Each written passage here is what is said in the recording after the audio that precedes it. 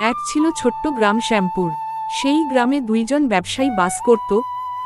একজন ধনী, নাম ছিল মহেশ, আর একজন গরিব, নাম রবি।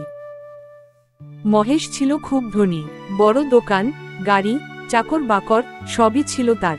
কিন্তু সে ছিল অহংকারী। গ্রামের কাউকেই সে মানুষ মনে করত না, বিশেষ করে রবিকে।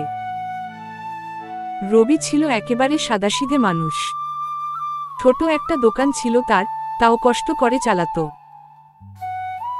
একদিন রবি মহেশের কাছে গিয়ে বলল, ভাই, কিছু টাকা ধার দিলে আমি দোকানে কিছু মাল আনতে পারি। আল্লাহ চাইলে শিগগিরই ফেরত দিতে পারব। কিন্তু মহেশ হেসে বলল, তুই তো গরিবই থাকবি রে, তোর মতো লোককে টাকা দিলে সেটা ডুবেই যাবে। এই বলে সে রবিকে কটু কথা শুনিয়ে তাড়িয়ে দিল।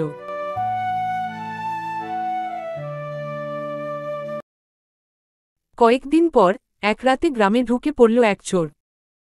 সে মহেশের বাড়ি থেকে সব গয়না, টাকা, দামি জিনিস সব লুট করে পালিয়ে গেল। মহেশ সকালে উঠে দেখে তার ধন সম্পদের কিছুই আর নেই। সে হতবাক, কান্নায় ভেঙে পড়ে। তার বন্ধুবান্ধবও কেউ এগিয়ে আসে না। অবশেষে সে বাধ্য হয়ে রবির কাছে যায়। কাঁদতে কাঁদতে বলে, ভাই রবি, আমি ভুল করেছি, দয়া করে আমাকে একটু সাহায্য করো। রবি একটু হেসে বলল, আপনি যেদিন আমাকে অপমান করলেন সেদিনও আমি আপনার মঙ্গল চেয়েছিলাম। চলুন একসাথে কাজ করি। দুজন মিলে ছোট দোকানটিকে আবার বড় করে তোলে। রবি তার সততা আর পরিশ্রম দিয়ে মহেশকে শেখায় কিভাবে বিনয়ী হতে হয়। কয়েকদিন পর সেই চোর আবার আসে। এবার ফাঁদে পড়ে যায় সে।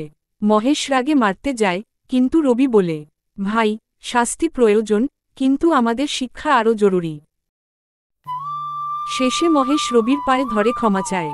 সে বলে, আজ বুঝলাম, অহংকারে কিছুই থাকে না, কখন কাকে দরকার পড়ে তা কেউ জানে না। সেই দিন থেকে মহেশ বিনয়ী হয়ে যায়, আর রবি তার সবচেয়ে কাছের বন্ধু হয়ে ওঠে। অহংকার মানুষকে অন্ধ করে তোলে, আর বিনয় তাকে বড় করে তোলে।